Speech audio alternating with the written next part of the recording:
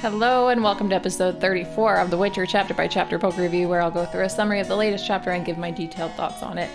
Today I'm discussing chapter 6 from Baptism of Fire. It's pretty wild. Chapter 6. One more chapter to go after this, and then we're going to move on to Tower of Swallows. It's moving so fast, way too fast. I got a little bit of anxiety when I saw that the other day. I was like, no, that doesn't give us that much of the series to work with here. But then I remember that Tower of Swallows and Lady of the Lake have more chapters in them than all the rest of the books.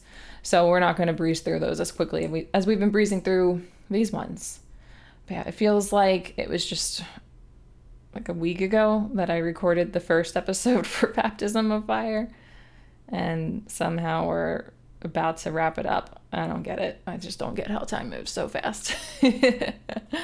Okay, so as usual, I'll give you the recap of last episode, go through the summary of this chapter, and then talk about it. So, for the recap, Regis, who we learn is a vampire, saves Geralt and Dandelion from the Temerian camp where they were to be executed. Cahir shows back up and rescues Milva from peasants who tried to steal their horses. Geralt comes around on having Cahir and a vampire included in the group, and they decide to take off in the direction of druids who can help them discover Ciri's location, as Geralt now knows Ciri definitely is not in Ymir's clutches. Alright, this is what happened in Chapter 6. Francesca Findabair is finishing up with a meeting with Vatir de Rideau, while her friend and candidate for the lodge, Ida Amin, an elven sage, secretly watches while blocked by a magic invisibility shield. That then turns into Yennefer. Finally we get some answers on Yennefer. That took way too long.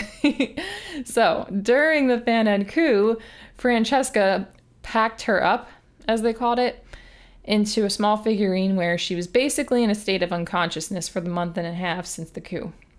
Francesca decided to unpack her to bring her to the upcoming lodge meeting as her second candidate.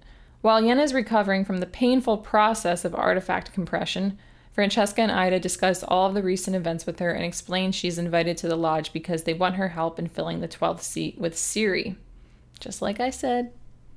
Well, I mean, I know that I know what happens, but I was going off of context clues. I wasn't going off of what I've already learned from reading the series before. Okay. At the lodge meeting, Philippa explains that she wants Ciri to marry the Prince of Kovir and become the Queen of the North so that the lodge may have a large influence on the state of the world.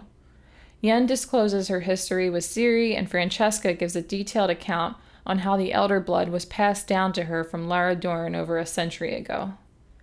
During a break from the formal meeting discussions, Yennefer, with the help of Fringilla Vigo, the Nilfgaardian mage that we recently met, she manages to teleport out of Monte Calvo Castle, despite the blockades, and try to rescue Ciri. Meanwhile, Dijkstra and his subordinates discover one of Vilgefortz's abandoned hideouts where he was performing vivisection on pregnant women, among other atrocities that ended in their deaths.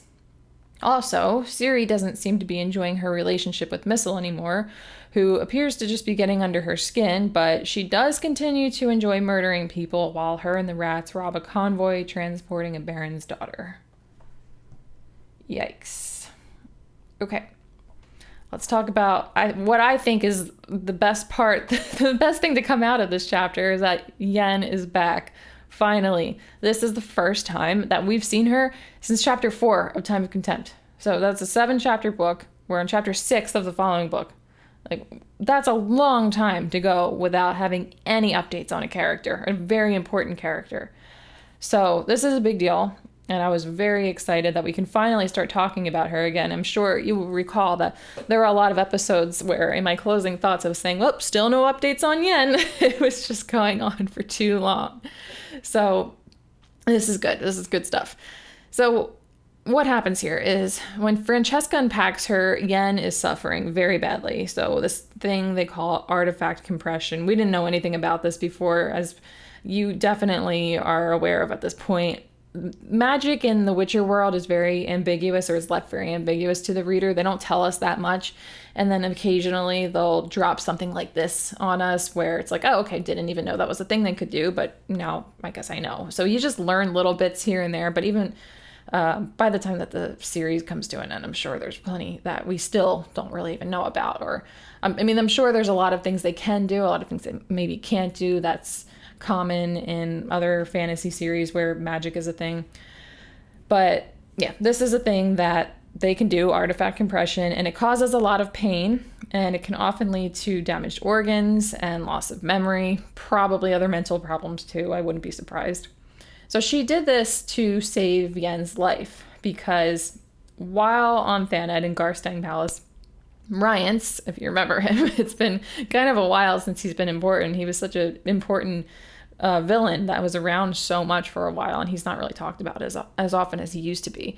But he was in there and he was targeting Yennefer, and apparently Vilgefortz was offering to expedite capturing her for Rience to torture and slowly, painfully kill.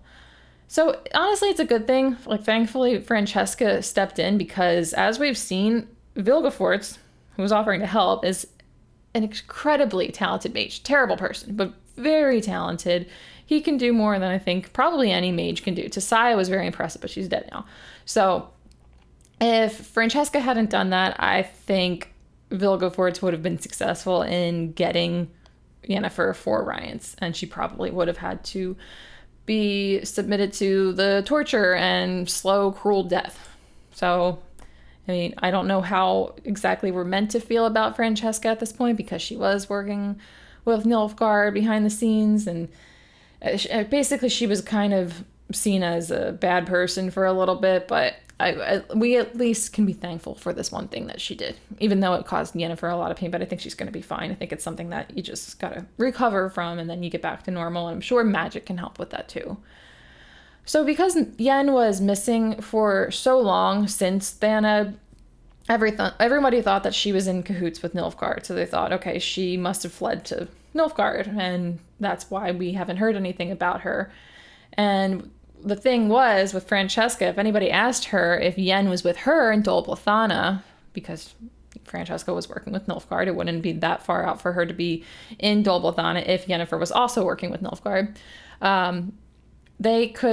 Francesca could have just honestly said, nope, Yennefer's not here, because it wasn't Yennefer, it was technically a little statuette. But yeah, I think, I don't know if people were actually asking. I think that it was kind of implied that they were asking about that, but either way, that's why she was able to do that and then not really be like a traitor to Nilfgaard or to whomever might be asking her about it, like if somebody from the lodge. But anyway, before they go to this lodge meeting, Francesca catches Yennefer up on everything, including the lodge and what it is, because obviously Yennefer isn't going to know anything about that since it hadn't been established until after Thaned, so between now and the events on Thaned. And she catches her up on how they're interested in Ciri and how Yen joining is important to them because of how close she and Ciri are, and they want Ciri to be that 12th member. Yen is obviously going to be reluctant to join, but Francesca tells her she'll be helping Ciri more effectively by joining. So let's talk about the lodge meeting. We are there for a while in this chapter. So they show up. Everybody is completely shocked to see Yennefer with Francesca and Ida. Some make no attempt to hide their contempt for Yennefer because they thought that she was working with Nilfgaard. But they're also actually really interested in Ida because none of them have met her before, and she's one of these elven sages, and they're very rare to come by. They don't interact with humans that often. So she's kind of like seeing a unicorn. So that was a big deal to them in addition to seeing Yennefer. But Philip is very determined for everybody to be loyal to the lodge. Anything that took place outside of the lodge, anything political, anything that might cause anybody in this group to have animosity towards one another, she wants that to be left out. She doesn't want them to bring personal feelings into this. So they accept Yennefer being there. I mean, if they were willing to accept Francesca being there, then they should be willing to accept Yen being there. So when the meeting convenes, Philippa talks about how it's important for them to influence the course of events in the world, and then proposes they do so by granting a sorceress power over all of the northern kingdoms. And at first, this doesn't seem like it would be an easy feat, but her plan is to marry Ciri to the Prince of Kovir. because Kovir is supposedly, this is something that we have heard nothing about until this point, but I mean, I guess it's true. Kovir is supposedly evolving into the Kingdom of the North, which is going to be all of the northern kingdoms combined into one empire, similar to Nilfgaard. This is all moot anyway, because Ciri, well, first of all, they don't have her. They don't have access to her. But she also can no longer perform magic, as we know. They don't know that, of course. I was wondering, though, and this kind of is related to what I was saying about all the things magic related in this world that we don't know about. I was wondering if maybe there's a way that they could return her powers to her. I don't know, but they're currently not even aware that she doesn't have the power, so that's not something that we're going to discuss in this chapter. She's supposed to have these other abilities that come from her having this elder blood, so I know that that's the main reason that they're interested in her, not just because she was practicing magic with Yennefer. But either way, I know that they want this person to be a sorceress in the same way that they are. And I think with Ciri, she's got the sorceress side, well, that they believe. And then also this thing that comes with the elder blood.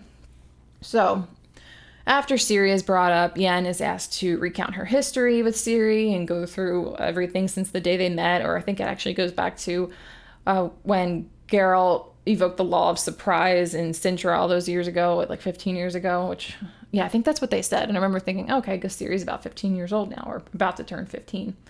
I think she was 10 when we met her. So she's grown up so fast. So this actually, Yen's recounting her history ends with her explaining that on Thaned, Tissaia asked her to bring Ciri to prophesize for everyone, since she thought that it would shock everybody there and it would pour oil on troubled waters. I think that it was pretty nice to get this explanation because, I mean, it's not a thorough explanation, but we never did find out until this chapter why exactly Tissaia wanted Yennefer to have Ciri prophesize in front of everyone.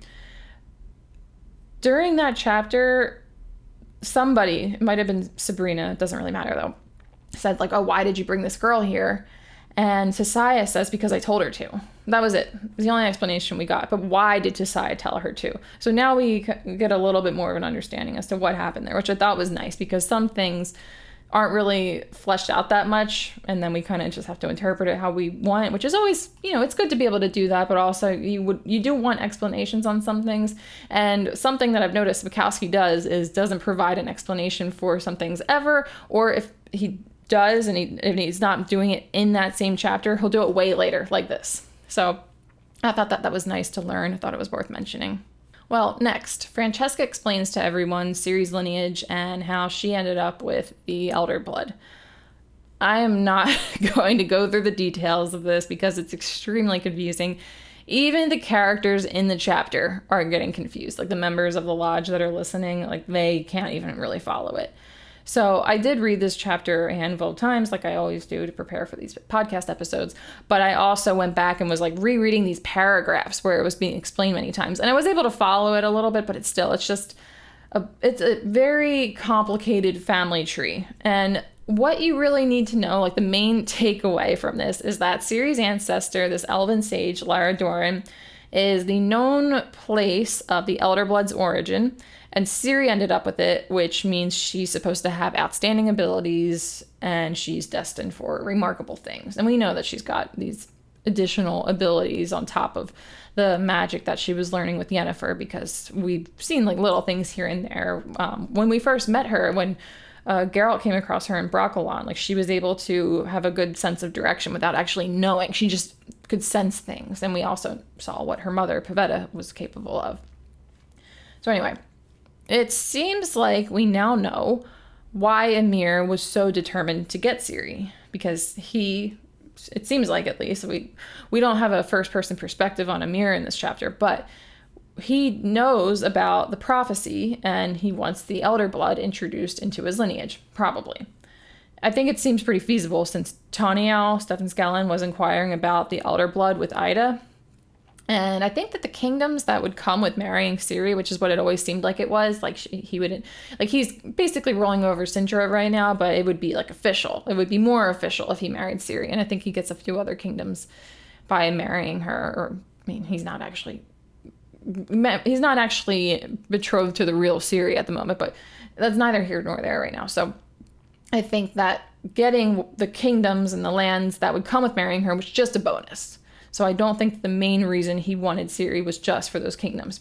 And it did seem like, it seemed as if that was, like, he was putting in way too much of an effort to find Ciri just to get more, or to bring more kingdoms under his empire, because a lot of the countries that he has annexed since he has taken over Nilfgaard, he waged war on them and then acquired them that way. So it just didn't seem like it made a lot of sense that he was going so far out of his way to marry Ciri just to get additional kingdoms. I think that's just a bonus, and I think that it was the elder blood that he was mainly interested in. But on the note of Emhyr, Asire proves her loyalty to the Lodge by revealing Emhyr has an imposter, revealing that the Ciri that he has is not real. Philippa, who we actually found out in the last chapter was informed of this revelation, confirms it, and also proves to Philippa that Asire is going to be loyal to the Lodge because she knew that Asire knew, and that way, or Asire revealing this is her basically saying, like, yeah, I'm going to be loyal to the Lodge. Philippa sees that and is appreciative of it. So now Yennefer, who just the day before, the day of, found out that Ciri was in Emhyr's clutches. Now she knows that Ciri's not actually in Darn Rowan, the location that this imposter is in. So she gets this information about Ciri being in Nilfgaard, and then she quickly finds out, nope, she's not actually there. Like, we don't know where she is, but she's not there. I think Yennefer probably thinks that Vilgefortz has her, especially since nobody's heard anything about him since Thanedd. So that's kind of not good, since she's probably gonna hunt down Vilgefortz, and she very well have the means to do that. I don't think it would be easy, but I think she would probably be able to do that. And I mean, she's not going to be going in the right direction if she's looking for Vilgefortz, because as we know, Ciri is not with him. Thank God. And we'll talk about that in a little bit. So they briefly discuss the possibility of Ciri escaping Thanedd through the portal in Tor Lara, which, another thing we know they don't know is what happened, but they dismiss this because it should not have been possible. And it's kind of too bad that they don't consider it long enough, because maybe if they investigate, they could have the means to discover the general area where she ended up and probably track her from there. I don't know if they could even figure out where she ended up if they did investigate, but I was thinking maybe there are some means with magic that they could figure that out. And I don't know that we really want these women. It's not entirely explained how well-intentioned they are, but I don't know if we would want them to be able to find Ciri, because they've got these grand plans for her, and I don't know that that's in Ciri's best interest. But, I mean, at least for, as far as they're concerned, that probably would have been a good place to start, but they don't seem to even think about it for more than a second. It's, the idea is brought up, and they're like, nope, that couldn't have happened. So, well, Philippa lets everybody know that Dijkstra has found a couple of Vilgefortz's hideouts. So they're off to a start there, but he still has not found Vilgefortz. So the chapter then transitions to Dijkstra at one of the hideouts, finding some gruesome sights. So there was a body of a young woman who had a fetus cut out of her while she was still alive. There were other bodies of pregnant women. There was a well filled with the bones of young women. There were also these chairs that had clasps on them that were meant to hold legs wide apart. So this guy, this disgusting piece of garbage, was experimenting on pregnant women. We don't know to what end. It's just really messed up. It's really disturbing.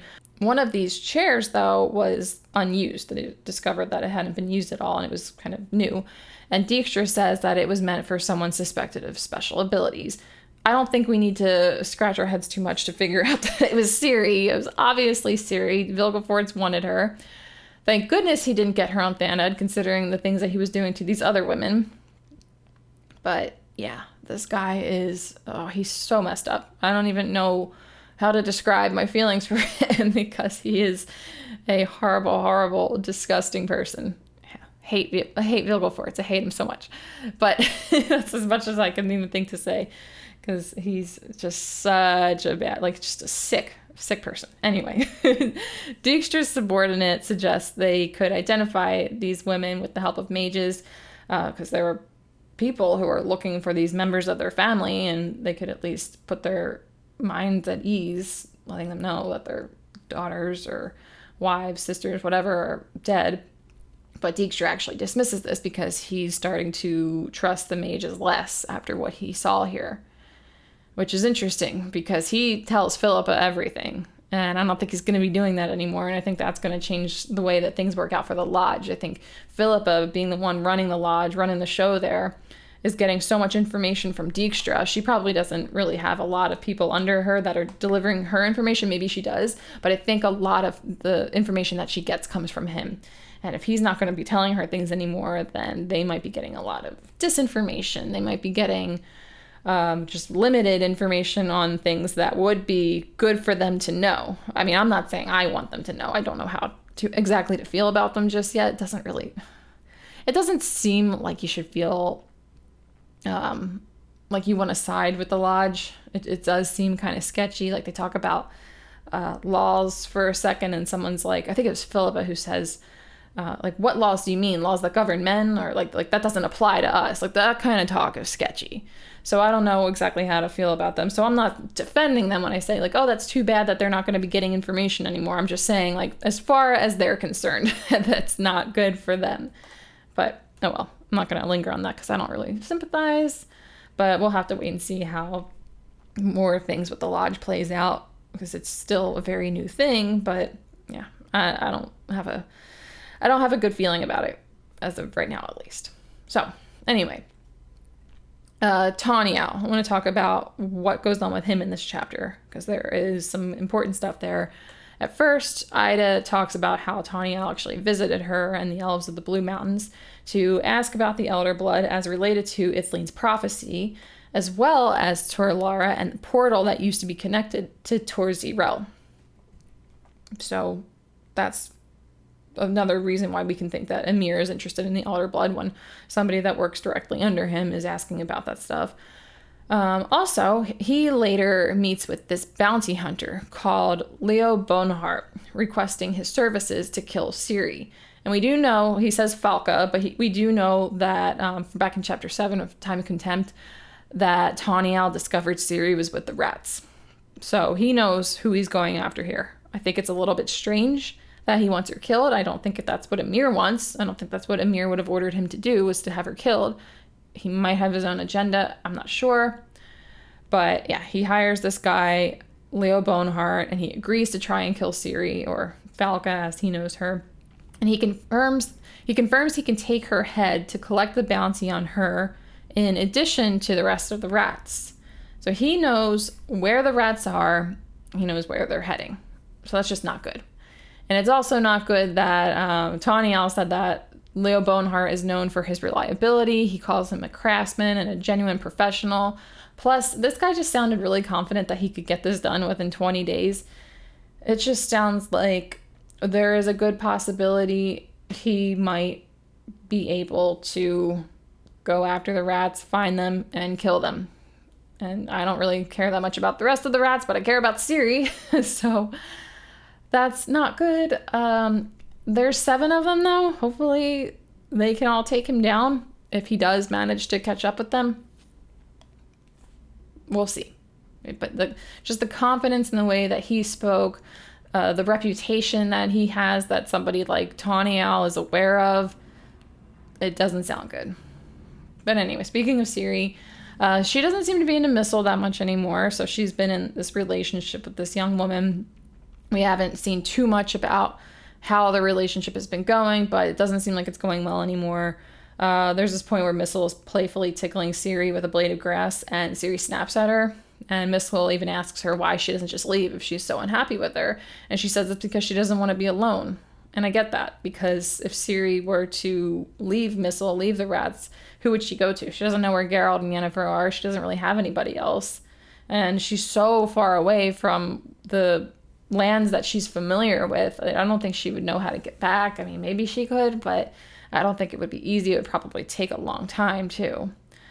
But anyway, Missile mentioned Ciri hasn't told her anything about her past. And I thought that that was pretty interesting, considering that she's been with the rats this whole time, and now we know that she hasn't disclosed anything personal about herself. I'm wondering if it's because she doesn't want them to know about her royal background, or if because she's trying to forget about her past life from before she met them. I think it could be that, because there's this point in the chapter where she sees a unicorn coat of arms when they're robbing the carriage, and she thinks about how she saw a unicorn like that once, but the memory doesn't really come across to her clearly, even though that wasn't that long ago. Like, it was sometime within the past month and a half. I mean, if as long as this is taking place simultaneously with like Yennefer in the lodge. But I mean, I guess we don't know for sure that it is, but I believe it's supposed to be all happening at the same time. But either way, it shouldn't be a vague memory like that. But I think because she's been trying so hard to let go of her past life. And she also seems disappointed that Geralt and Yennefer haven't found her yet. So I'm thinking that maybe she resents them for it, and she's trying to forget about them too because of the resentment that she feels. I don't think it's reasonable for her to feel resentment towards Geralt and Yennefer for not finding her, because Geralt is trying very hard to do so. Yennefer was completely unable to do that for a month and a half after Thanedd. So Ciri, she's young though. Like, she's, what I just said, she was at least 15 or almost 15.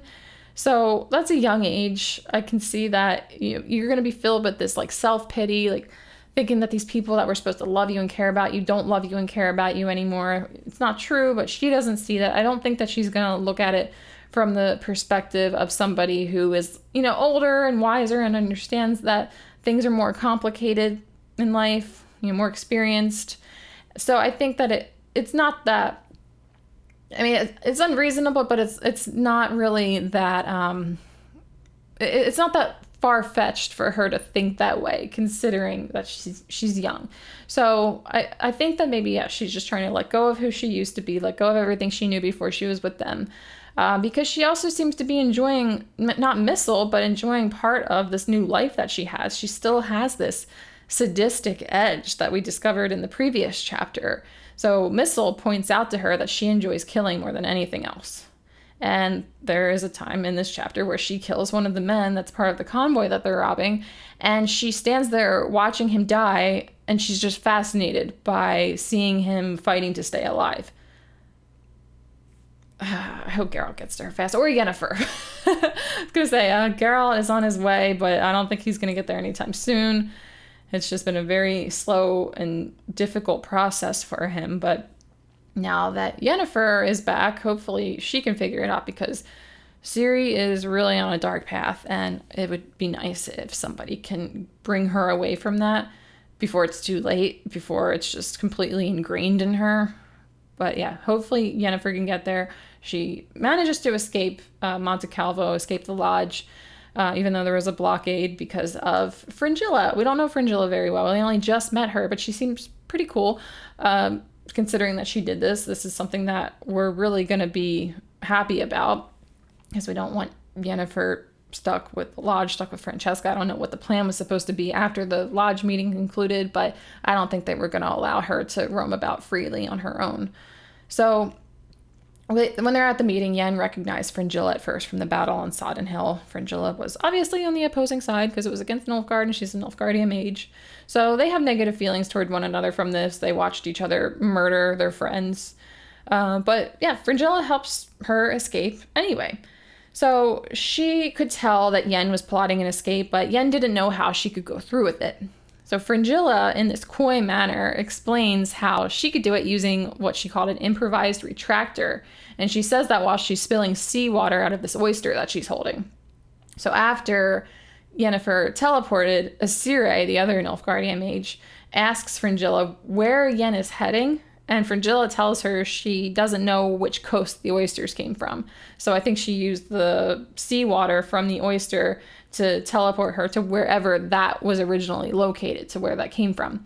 So Yen probably ended up on a beach somewhere, but we currently have no clue where. But I'm thinking that once she's out of Monte Calvo, she could probably teleport anywhere she wants. So I don't know where her first destination will go. I am curious to see, I'm curious to see where she plans to take off to first. But yeah, there's really no way right now for her to know where Ciri or Geralt are. because Geralt is on the road. He's not really coming across a lot of people, I think, that would be reporting to anyone important that Yennefer would know on his location. And Ciri, of course, same kind of thing. And she's with the rats. She's going by a different name. So I don't think it's going to be easy for Yennefer to get to either of them. And I could see her maybe trying to find Geralt, maybe look for Ciri or try to do what she can to figure that out. And maybe also look for Geralt because Geralt will probably be looking for Ciri. But although I am remembering now that she probably thinks Geralt's in Brokilon Forest. And Triss was able to teleport into Brokilon. I don't know if Yennefer can do that too. I would assume so. But maybe she can go to Brokilon and find out that Geralt's not there anymore. And he took off to find Ciri. I don't know how she could track him from there. But yeah, she's a mage. She might have the means to do that. She might not. We don't know. So in my closing thoughts here, got a couple of things. This is the first chapter in a while that we didn't get any updates on Geralt. I didn't really have a problem with that, though, because it's been every chapter, the first 5 chapters of this book, we've been following him around, and I love Geralt. I love the company that he's got, but I mean, it was just nice to mix things up a little bit, and it was also huge to finally get this update on Yennefer.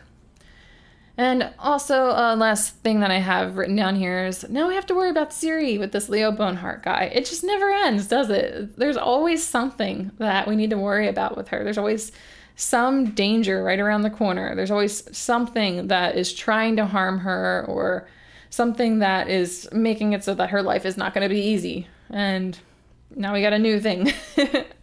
So we'll have to find out in either the next chapter or the next book what goes on with that. Hopefully they kick his ass. I don't know. Yeah, he sounds scary. All right, that's all I have for you. So just to let you know, in case you didn't, these episodes are available on YouTube, Spotify, and Apple Podcasts. Thank you so much for joining, and I will catch you all in the next episode.